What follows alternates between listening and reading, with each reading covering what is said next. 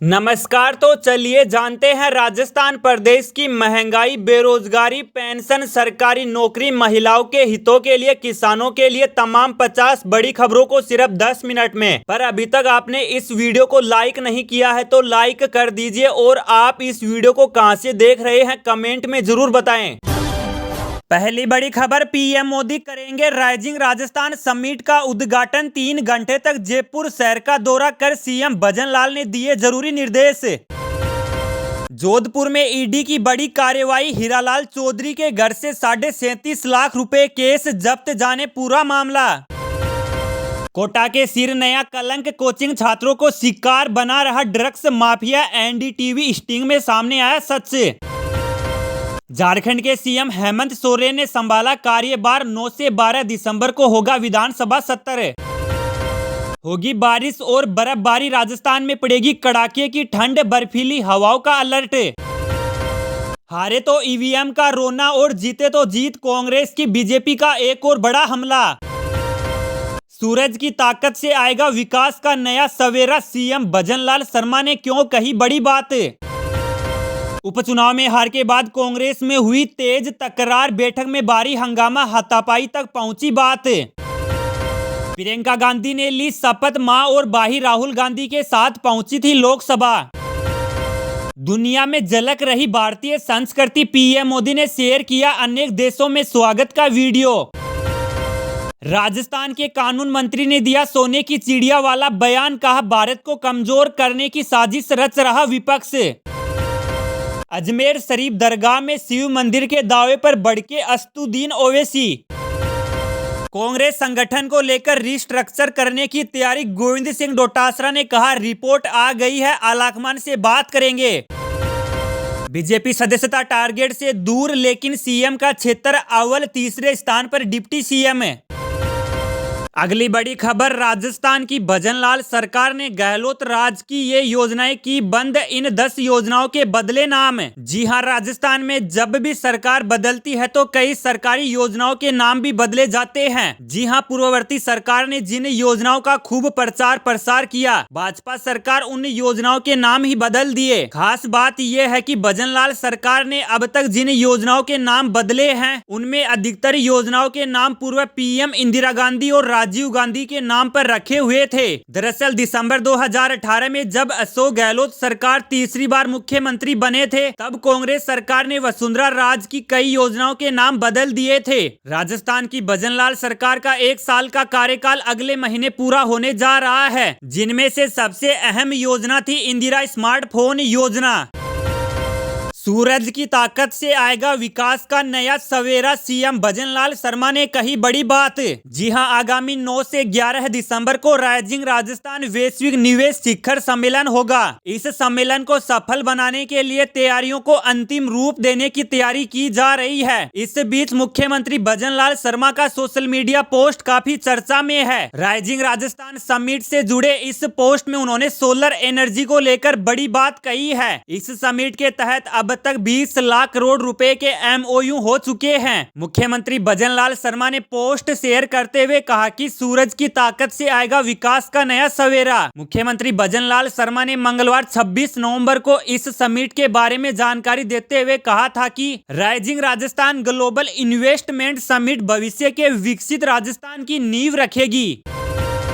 बड़ी खबर, हेमंत सोरेन चौथी बार झारखंड के सीएम बने, अकेले शपथ ली, मंच पर राहुल, केजरीवाल, ममता समेत इंडिया की 10 पार्टियों के नेता मौजूद रहे। जी हां, झारखंड में हेमंत सोरेन ने चौथी बार मुख्यमंत्री पद की शपथ ली। रांची के मोहराबादी मैदान में आयोजित इस भव्य समारोह में विपक्षी दलों के प्रमुख नेता भी शामिल हुए। राज्यपाल संतोष गंगवार ने उन्हें पद एवं गोपनीयता की शपथ दिलाई। झारखंड मुक्ति मोर्चा के नेतृत्व वाले इंडिया ब्लॉक ने हाल ही में संपन्न हुए विधानसभा चुनाव में बड़ी जीत दर्ज की, जिसके 5 दिन बाद यह नई सरकार बनी। शपथ ग्रहण समारोह में इंडिया ब्लॉक के नेताओं की उपस्थिति ने गठबंधन की एकजुटता को प्रदर्शित किया। झारखंड के 14वें मुख्यमंत्री के रूप में हेमंत सोरेन ने राज्य के विकास और जनता के हित में काम करने का संकल्प लिया। नया तूफान होगा सक्रिय, राजस्थान का बदलेगा मौसम, कड़ाके की सर्दी के साथ छाएगा कोहरा। जी हां, राजस्थान में इन दिनों ठंड का असर कम देखने को मिल रहा है। ऐसे में दिन और रात के पारे में बढ़ोतरी हो रही है। न्यूनतम पारा लगभग 5 डिग्री तक बढ़ गया है। वहीं मौसम विभाग का कहना है कि हिमालय पर नया पश्चिमी विक्षोभ एक्टिव होगा, जिससे दिसंबर से प्रदेश में फिर से मौसम बदल जाएगा। आने वाले दिनों को लेकर मौसम विभाग ने नया अपडेट दिया है, जिसके चलते राजस्थान के उत्तरी हिस्सों में हल्के से मध्यम दर्जे की कोहरे की चेतावनी जारी की है। मौसम विभाग के अनुसार हिमालय पर नया तूफान सक्रिय होता नजर आ रहा है, जिसके असर से बारिश के साथ बर्फबारी होने के आसार हैं। बीते 5 दिनों से माउंट आबू में तापमान में कोई बदलाव नहीं हुआ है।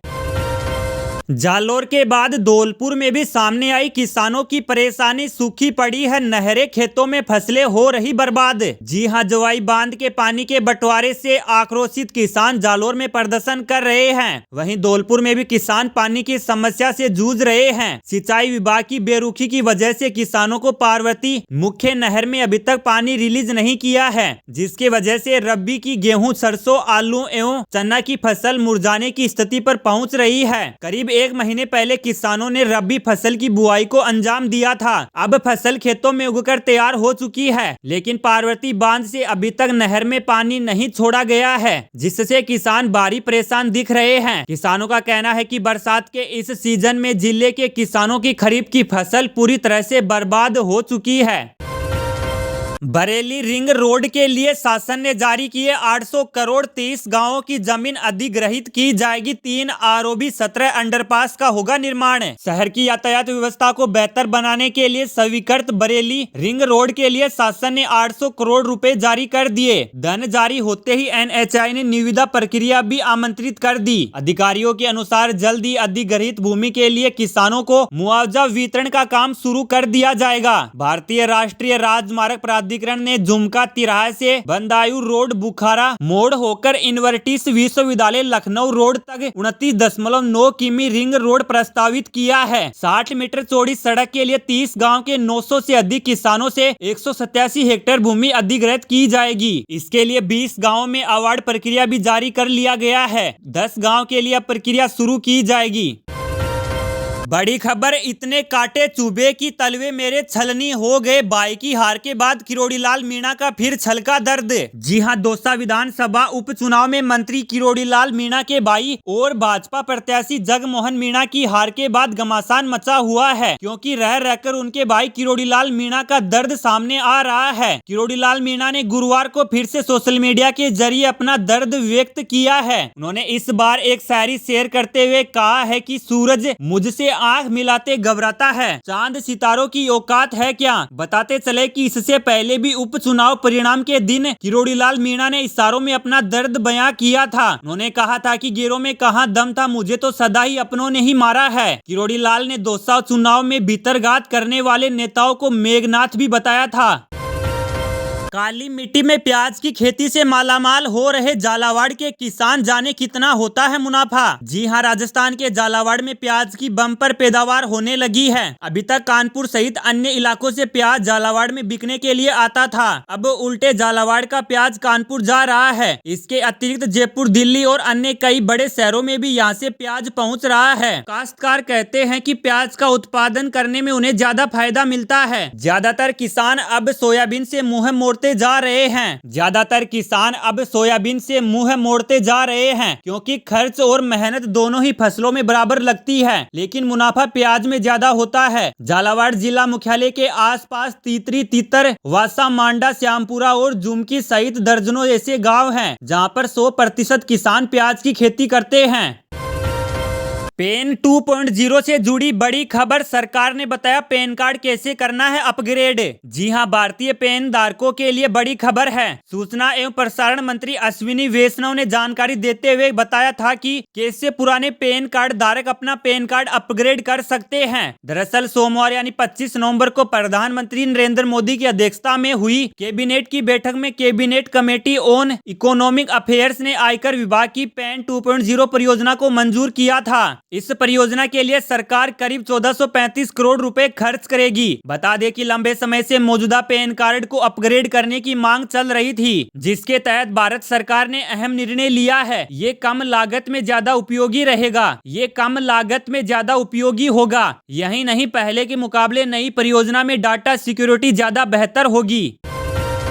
बीजेपी सदस्यता टारगेट से दूर, लेकिन सीएम का क्षेत्र अव्वल, तीसरे स्थान पर डिप्टी सीएम का विद्याधर नगर है। जी हां, राजस्थान में बीजेपी का सदस्यता अभियान पूरी ताकत लगाने के बाद भी टारगेट तक नहीं पहुंच पाया है। भाजपा ने 1.25 करोड़ सदस्य बनाने का लक्ष्य तय किया था, लेकिन अभी तक 85 लाख सदस्य ही बन पाए हैं। सदस्यता अभियान की आखिरी तारीख 30 नवंबर है और 3 दिन में टारगेट हासिल करना मुश्किल ही नहीं, नामुमकिन है। हालांकि सदस्य बनाने में मुख्यमंत्री भजनलाल शर्मा का चुनावी क्षेत्र सांगानेर अव्वल रहा। वहीं डिप्टी सीएम दिया कुमारी का क्षेत्र विद्याधर नगर तीसरे स्थान पर है। बीजेपी में 3 सितंबर को सामान्य सदस्यता अभियान शुरू किया था।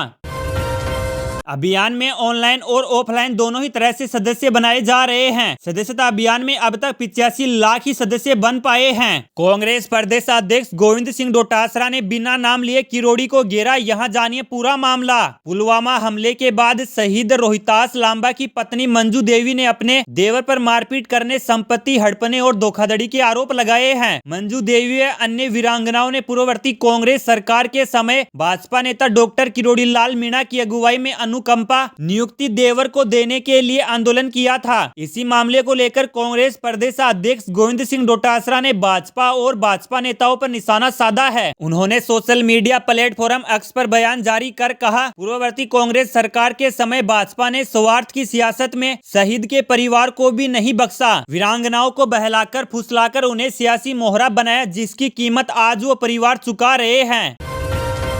संसद में प्रियंका गांधी का पहला दिन, कसाऊ साड़ी पहनकर पहुंची, हाथ में संविधान की कॉपी लेकर शपथ ली। राहुल ने कहा, let me take your photo. जी हां, कांग्रेस महासचिव प्रियंका गांधी वाड्रा ने सुबह 11 बजे लोकसभा सांसद के रूप में शपथ ली। प्रियंका गांधी ने अपने राजनीतिक करियर की शुरुआत कर दी है और वायनाड की सांसद बनी प्रियंका ने अपने हर अंदाज से लेकर केरल वासियों के लिए अपना प्रेम दिखाया। शपथ के दौरान उन्होंने अपने हाथ में प्रतीकात्मक तौर पर संविधान की लाल किताब पकड़ी हुई थी। वहीं इस बार प्रियंका गांधी वाड्रा पारंपरिक केरल साड़ी पहने नजर आई। बता दें कि प्रियंका गांधी केरल की वायनाड सीट से उपचुनाव में निर्वाचित हुई है, जिस पर राहुल गांधी निर्वाचित हुए थे, लेकिन 2 सीटों से चुनाव जीतने की वजह से उन्होंने वायनाड सीट छोड़ दी। इसके बाद वहां हुए उपचुनाव में प्रियंका गांधी सदन पहुंची है। झुंझुनू में बुलडोजर एक्शन से मचा हड़कंप, अतिक्रमण के चलते आए दिन हो रहा था ट्रैफिक जाम, निगम ने की बड़ी कार्रवाई। झुंझुनू शहर में बुलडोजर एक्शन से हड़कंप मच गया। नगर निगम का बुलडोजर शहर की कई दुकानों, रेहड़ियों पर चला। स्कूल और हॉस्पिटल के आसपास अतिक्रमण हटाने के लिए यह कार्रवाई की गई। अतिक्रमण हटाने को लेकर निगम प्रशासन पहले भी कई बार प्रयास कर चुका है। जब दुकान और रेहड़ी संचालक नहीं माने तो नगर निगम के निर्देश पर अतिक्रमण के खिलाफ बुलडोजर की कार्रवाई की गई। साथ ही भविष्य में ऐसा नहीं करने की सलाह भी दी गई है। नगर परिषद की ओर से शहर में अतिक्रमण हटाने को लेकर अभियान चलाया जा रहा है। गुरुवार को अभियान के तहत अतिक्रमण रोधी दस्ते ने रोड नंबर 2 पर जेके मोदी स्कूल चौराहे से लेकर बीडीके अस्पताल के कॉर्नर तक अतिक्रमण हटाने की कार्रवाई की।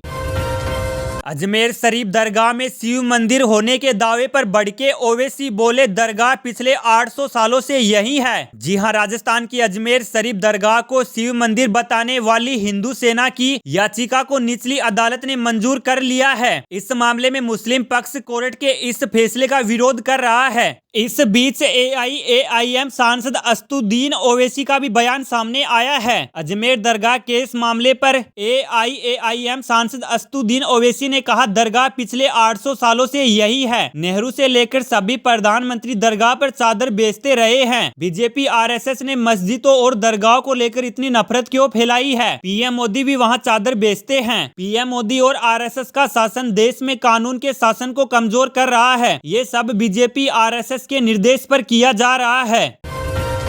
पीएम मोदी को फिर से मिली जान से मारने की धमकी, अज्ञात शख्स ने किया ऐसा। देश के पीएम नरेंद्र मोदी को एक बार फिर से जान से मारने की धमकी मिली है। इस संबंध में मुंबई पुलिस के कंट्रोल रूम में किसी अज्ञात शख्स ने फोन किया है। शख्स ने पीएम नरेंद्र मोदी को जान से मारने की धमकी दी है। पुलिस की ओर से अज्ञात व्यक्ति के खिलाफ मामला दर्ज कर जांच शुरू कर दी गई। पीएम मोदी को 6 साल में कई बार धमकियां मिल चुकी है। इससे पहले पिछले साल हरियाणा के एक व्यक्ति ने वीडियो वायरल देश के प्रधानमंत्री नरेंद्र मोदी को गोली मारने की धमकी दी थी। साल 2022 में पीएम मोदी को जेवियर नाम के एक शख्स से धमकी मिली थी। अब मुंबई पुलिस के कंट्रोल रूम में किसी अज्ञात शख्स से मिली धमकी के बाद प्रशासन अलर्ट हो गया है।